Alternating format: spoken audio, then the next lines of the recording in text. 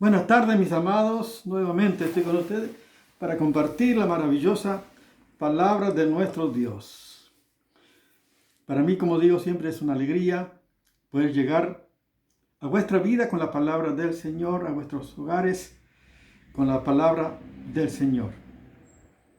Y en estos tiempos que estamos viviendo, tiempos difíciles, tiempo profético para la iglesia, para todos los creyentes, tenemos una esperanza maravillosa.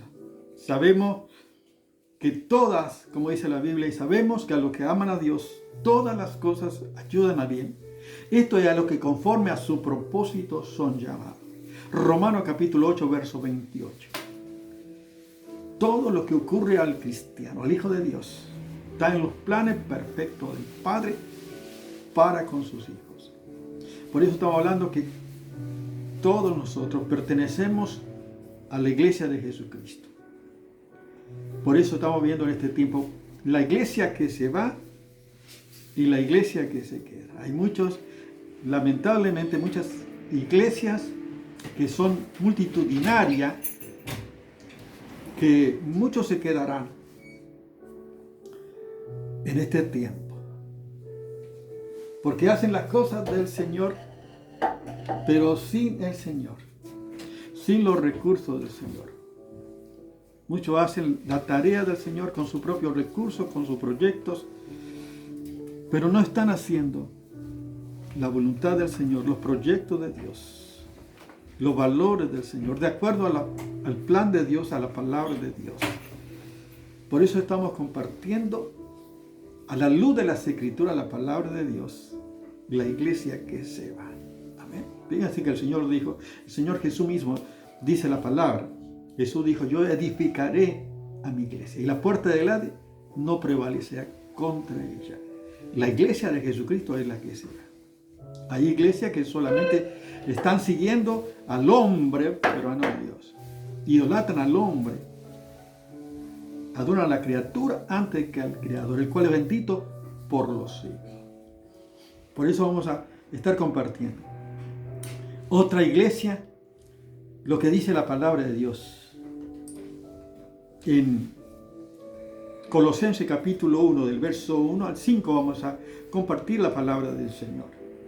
Dice, Pablo, apóstol de Jesucristo por la voluntad de Dios, y al hermano Timoteo, a los santos y fieles hermanos en Cristo que están en Colosas, gracia y paz sea a vosotros de nuestro Padre y del Señor Jesucristo. Siempre orando por vosotros damos gracias a Dios, Padre de nuestro Señor Jesucristo, habiendo oído de vuestra fe en el Señor Jesús y del amor que tenéis a todos los santos, a causa de la esperanza que está guardada en los cielos, de la cual ya había oído la palabra verdadera del Evangelio, que ha llegado hasta vosotros, así como a todo el mundo, y lleva fruto y crece también en vosotros, desde el día que oísteis y conocisteis la gracia de Dios en verdad. ¡Qué maravilla la palabra de nuestro Dios! El apóstol Pablo escribe esta carta a los hermanos, a la iglesia de Colosas. Y alguna cosa para estar mencionando acerca de esta carta. Fíjense lo que Pablo se presenta como el apóstol de Jesucristo por la voluntad de Dios. O sea que no es que alguien lo nombró, sino que fue el encuentro que él tuvo personalmente con el Cristo glorificado. Jesús lo llamó para esta tarea específica. Apóstol de Jesucristo. Dice el hermano Timoteo a las iglesias de Colosas. Y califica a la iglesia, está diciendo, esta iglesia dice, a los santos. Los santos. ¿Qué significa santo? Significa apartado, separado por Dios, para servir al Señor. Son los seres que viven y que tienen un contacto con el Señor, que han nacido de nuevo por la obra del Espíritu Santo. ¡Qué maravilla! Por ejemplo, antes yo que en mi ignorancia, mi abuela tenía un montón de imágenes que le llamaban santos a todos que no tenían vida, los muertos. Es algo que tiene que ver con el ocultismo, algo totalmente fuera de la voluntad de Dios. Y por la ignorancia, y hay millones de personas que creen que son santos, los que no tienen vida, los que están muertos, que son solamente imágenes, que son creados a veces por el propio hombre, que nada tiene que ver con los verdaderos santos según las Escrituras. Los santos son los que viven y adoran y siguen al Cordero, que forman parte de la iglesia de Jesucristo. Los cristianos son los verdaderos santos, pero también se manifiesta por su vida. Los santos se manifiestan por su forma de andar, de vivir y de comunicarse. Dice, y a los fieles, a los santos y fieles hermanos, dice, que están en Colosas. Qué hermoso saber que el apóstol Pablo sabía con certeza, estaba bien informado de esta iglesia, que verdaderamente era todos los que formaban parte de la iglesia eran santos. Y no solamente eran santos, sino eran fieles, o sea, dignos de confianza. La fidelidad es importante, que habla de que son constantes, que son fieles, que son confiables. Yo pienso que todos los cristianos deben ser confiables, deben ser de palabra. Que tu sí sea sí, tu no sea no. Y esto habla de el carácter, está hablando de la realidad y de la confianza que uno tiene en Dios. Y Dios ha transformado nuestra vida. El apóstol Pablo dice, y por eso el apóstol Pablo dice, siempre orando por vosotros, dice, damos gracias a Dios Padre de nuestro Señor Jesucristo. Qué maravilla. El apóstol Pablo daba gracias por esta iglesia, daba gracias al Señor por estos hermanos que son santos, que son fieles. Pero también había un motivo. ¿Cuál era el motivo de su gratitud al Padre por medio de nuestro Señor Jesucristo por estos hermanos? Porque dice, habiendo oído, dice, de la fe, de vuestra fe en el Señor Jesucristo, y del amor que tenéis a todos los santos. Esto es el motivo que tenía el apóstol Pablo para dar gracias a Dios por estos hermanos que tenían una fe sólida en el fundamento que es Jesucristo como la roca que nos da firmeza y seguridad de eternidad. Porque estamos edificados nuestra vida sobre la roca que es Jesucristo. ¿Y de qué manera se manifiesta? Habiendo oído de vuestra fe en Cristo Jesús, dice, que está hablando, como dice las Escrituras. Se ve que el apóstol Pablo ha comunicado las verdades de la palabra de Dios con toda claridad, de tal manera que estos hermanos tenían su fe en el fundamento de la palabra de Dios. Seguramente habrán escuchado que el apóstol Pablo habrá declarado que Jesucristo es el único mediador entre Dios y los hombres, que no hay otro nombre bajo el cielo dado a los hombres en que podamos ser salvos. O sea, es determinante, que no da otra alternativa para los cristianos, para aquellos que creen en Jesucristo, que es el único fundamento para la fe cristiana. Entonces su fe, dice, como dice en Romanos capítulo 10, versos 9 y 10, y confesaré con tu boca que Jesús es el Señor y creyere en tu corazón que Dios lo levantó de los muertos, serás salvo. Porque con el corazón se cree para justicia, más con la boca se confiesa para salvación. Por supuesto que la vida cristiana, la vida de fe, se manifiesta no solamente en decir yo tengo mucha fe, sino en la fe en dónde está puesta tu fe. ¿Está puesta en qué? ¿En ti mismo, en alguna otra persona? ¿O está puesta en Jesucristo? Que es la roca inconmovible, que es la roca de los siglos, que es la roca que permanece para siempre en su palabra. Esa es la fe que permanece para siempre. La fe y que crece en la vida de los cristianos. Y no solamente la fe es pasiva, sino la fe es activa. te mueve a la acción, te mueve a vivir tu vida, tu vivencia, tus hechos declaran tu fe. ¿Cómo vive?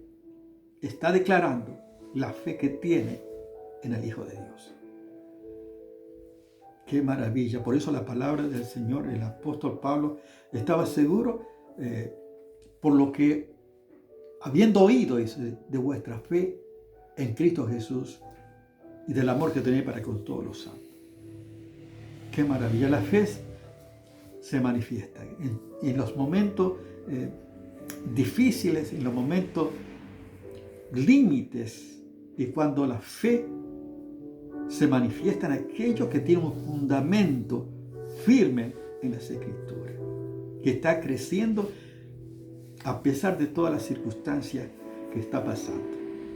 Porque yo sé en quién he creído y sé que es poderoso para guardar mi depósito para aquel día. Por eso, como el apóstol Pablo tenía esa certeza y seguridad en la palabra, que decía que ¿quién nos separará del amor de Cristo? Ante todas estas cosas somos más que vencedores. Por lo cual estoy seguro de que ni la muerte, ni la vida, ni ángeles, ni principados, ni potestades, ni los presentes, ni los porvenir, ni ninguna otra cosa creada nos podrá separar del amor de Dios que es en Cristo Jesús, Señor nuestro. ¿Qué fundamento tiene tu fe? Por eso que es importante conocer la palabra de Dios. Porque la fe viene por el oír y el oír por la palabra de Dios. Que tu fe tiene fundamento, no en las emociones, no en las enseñanzas que recibiste de las tradiciones, sino en la palabra maravillosa del Señor. Y otra cosa dice, y el amor que tenéis para con todos los santos. ¡Qué maravilla! O sea que esta iglesia vivía en comunión, esta iglesia manifestaba el amor de Dios, no solamente en palabras, sino en sus relaciones interpersonales. Esa es una iglesia, dice. Y en esto conocerán que sois mis discípulos si tenéis amor los unos con los otros. O sea, el amor en la iglesia, el amor en los cristianos, es una de las manifestaciones de que somos los verdaderos discípulos de Jesucristo, somos los verdaderos seguidores de Jesucristo.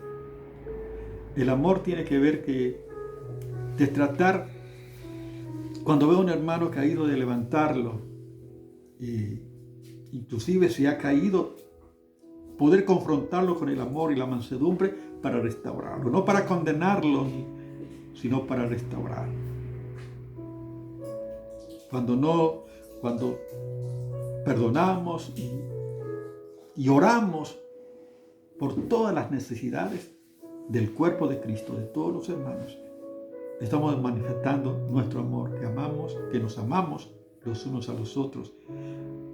Y este es lo que esta iglesia manifestaba. Y el apóstol Pablo estaba bien informado de la fe de estos hermanos en Cristo Jesús y el amor que tenían con todos los santos. O sea que se ayudaban mutuamente de tal manera que todos podían crecer en la vida cristiana. Es como en una familia. A veces hay algunos roces, pero siempre hay perdón y restauración. Esto debe ser en la vida cristiana. No todos son perfectos, pero estamos en este proceso de crecimiento en la vida cristiana. Y qué bueno que poder decir, bueno, mira, te equivocaste. Y mostrarle para que vuelva al camino. Es una manifestación del amor. No dejarlo, no criticarlo, no juzgar, no condenar, sino perdonar y ser instrumento de reconciliación, de restauración. Así como el Señor Jesús nos perdonó, nos restauró, de igual manera también debemos perdonarnos los unos a los otros. Y de esa manera el amor se manifiesta en la iglesia. Vemos que en esta iglesia la fe y el amor eran una realidad. De tal manera que el apóstol Pablo escribe declarando estos hechos maravillosos de la palabra del Señor. Pero dice también la maravillosa palabra del Señor. Santo del Señor maravilloso. La palabra de Dios es fiel. Dice, a causa de la esperanza que está guardada en los cielos. Esto sea que estos hermanos, la fe en Cristo y el amor que tenían los unos a los otros, dice, tenía un motivo, había una esperanza que tenía, dice, la cual está guardada en los cielos.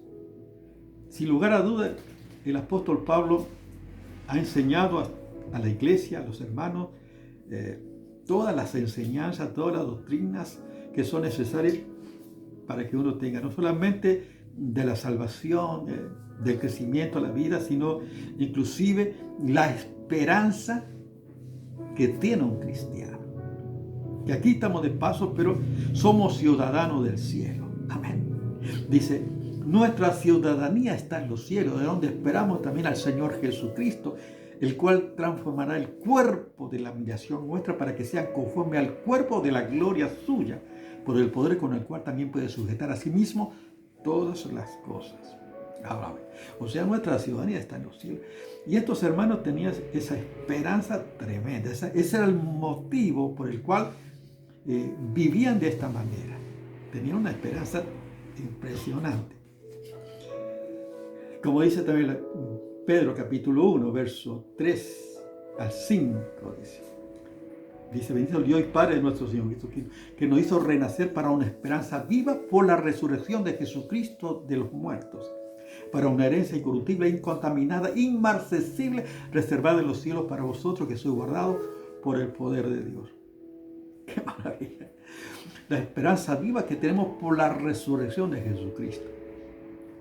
Esto es la garantía, la certeza de eternidad, de que el cielo es nuestra esperanza. ¡Qué maravilla! Estar con Cristo es la esperanza que tenemos en Jesucristo nuestro Señor. Nuestra ciudadanía está en los cielos. Primera Juan capítulo 3, del verso 2 al 3 dice, hermanos, ahora somos hijos de Dios y aún no se ha manifestado lo que hemos de ser, pero sabemos que cuando Él se manifieste, seremos semejantes a Él porque le veremos tal como Él es. Y todo aquel que tiene esta esperanza en Él se purifica a sí mismo, así como Él es puro. La esperanza que tenemos de ver al Señor Jesús, de estar con el Señor Jesús por toda la eternidad. Esta es la esperanza gloriosa del cielo, de estar con Cristo. Me lleva a vivir también una vida pura, así como Él es puro. La Biblia dice, pues sin santidad nadie verá al Señor. ¡Qué maravilla! Esto es la esperanza que tenemos los cristianos, los hijos de Dios, la iglesia que se va. Dice, la cual ha oído la palabra verdadera del Evangelio. O sea que la buena nueva del Evangelio tiene que ver con la salvación, con los dones y capacidades, pero también tiene que ver con la escatología, con los últimos tiempos, con la herencia, con el cielo, con todo lo que el Señor tiene para los cristianos. Y por eso he oído la palabra verdadera del Evangelio. O sea, todo lo que está en la palabra de Dios son buenas noticias para los que creen en el Señor Jesús. Dice, el cual ha llegado a vosotros, así como a todo el mundo, y lleva fruto y crece también en vosotros del día que oísteis y conocisteis la gracia de Dios en verdad.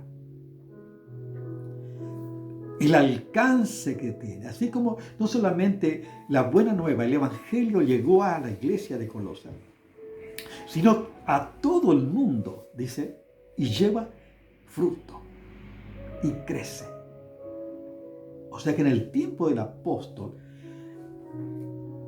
él llevó el Evangelio a diferentes lugares de aquel tiempo. O sea, todo el mundo, dice, todo el mundo cree.